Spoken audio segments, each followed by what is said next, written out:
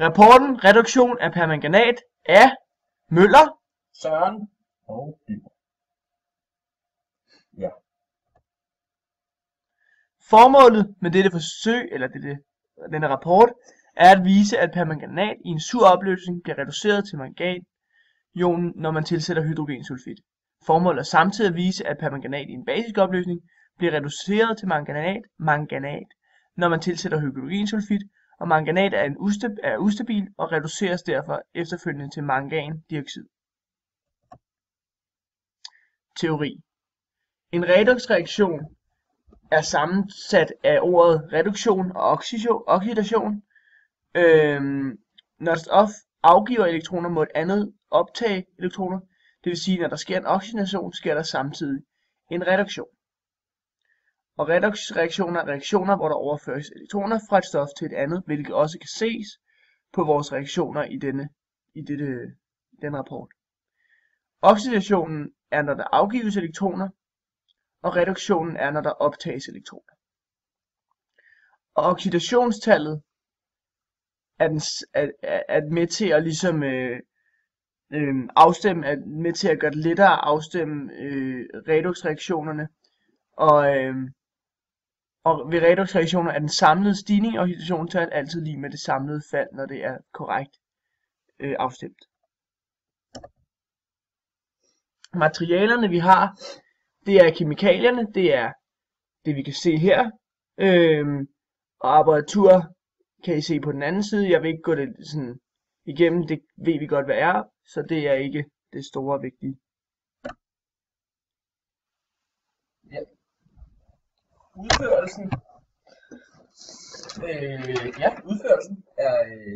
Udførelsen sker som følger, at vi har taget 8 ml opløsning af kaliumpermanganat og blandet det med 320 demineraliseret vand i bæreglas, og det var faktisk allerede gjort for os, da vi kom, så det var dejligt. Og så fordelte vi den her opløsning på to forskellige, med 20 ml i hver, to forskellige reagensglas. 20 ml i hver glas.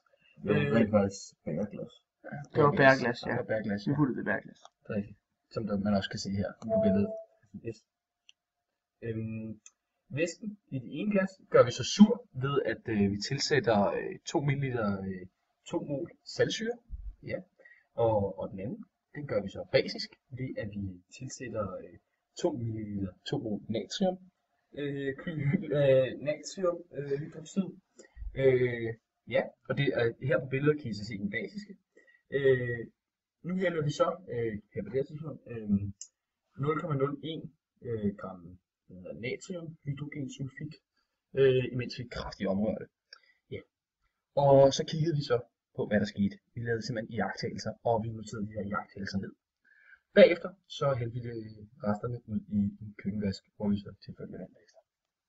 Og det der så rent faktisk skete, det var jo, at vi så i den sure opløsning, der gik det fra at være en, ja, begge tingene har været rødviolet til at starte med, den ene er så blevet den sure, er blevet i forhold til teorien, skulle den være meget svag rosa, men i vores, der vil jeg så sige, den var næsten så...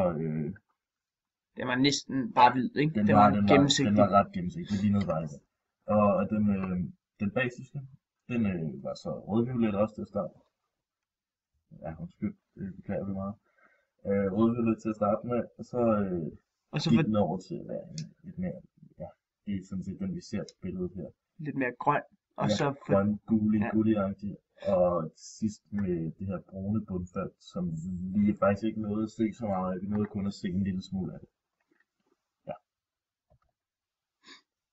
Ja, sikkerhed. Der har vi kigget på de her faremærker, som bliver betegnet omkring de her forskellige tre kemikalier. Saltsyre, natriumhydroxid og natriumhydrogensulfid.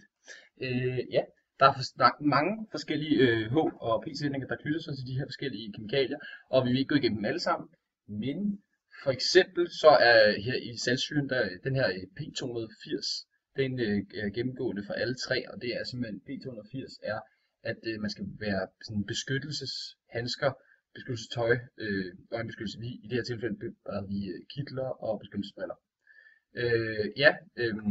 I den første saltsyre, der kan man også se for eksempel sådan en som H319. Det er, at den kan forårsage alvorlig øjenirritation. Så de her faremærker betegner ligesom forskellige farer omkring det her, eller retningslinjer. Natriumhydroxid, der kan vi se, at igen P280, undskyld, det beklager vi rigtig meget. Igen P280, og så den her P301-330-331,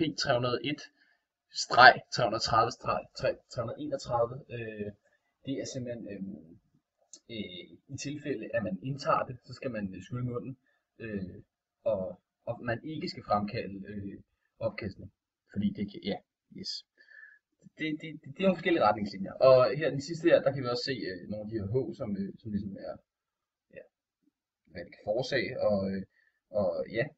og nede i P'eren, der kan vi så se den sidste her, P303-361-353, som er,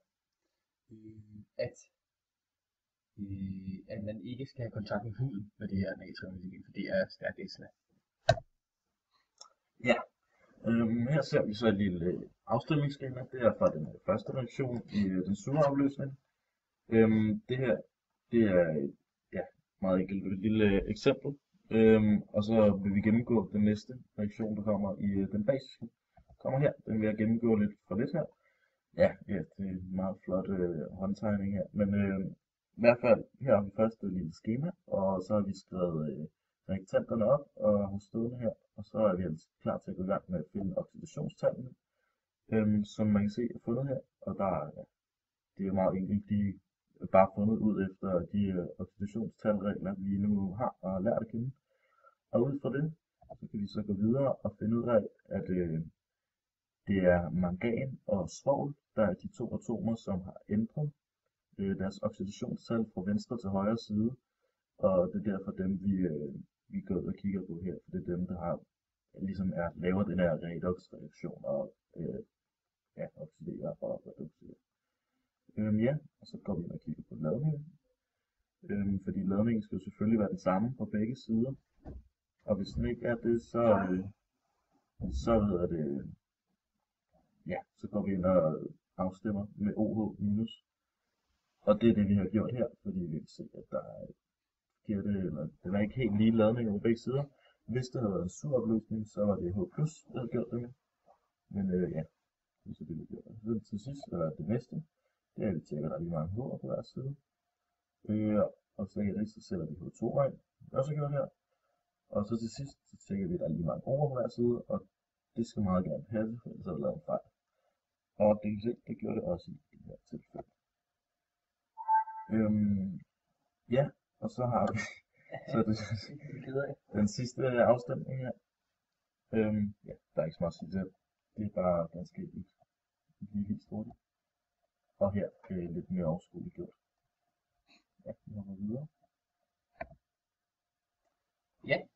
Diskussion.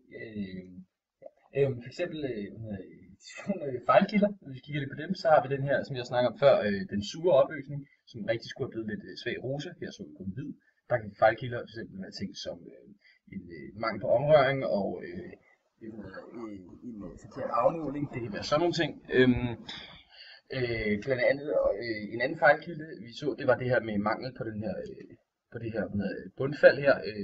Og der kunne vi måske have gjort det bedre, optimeret forsøget ved, at vi havde længere tid til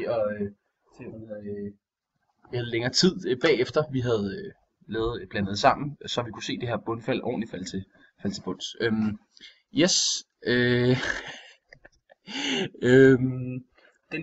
Det her bundfald opstår jo på grund af, at i de her redefunktioner, det reagerer, og der kommer et fast stof i reaktionen til sidst i den basiske opløsning, og det gør, at det gør, at det her brune faste stof dannes.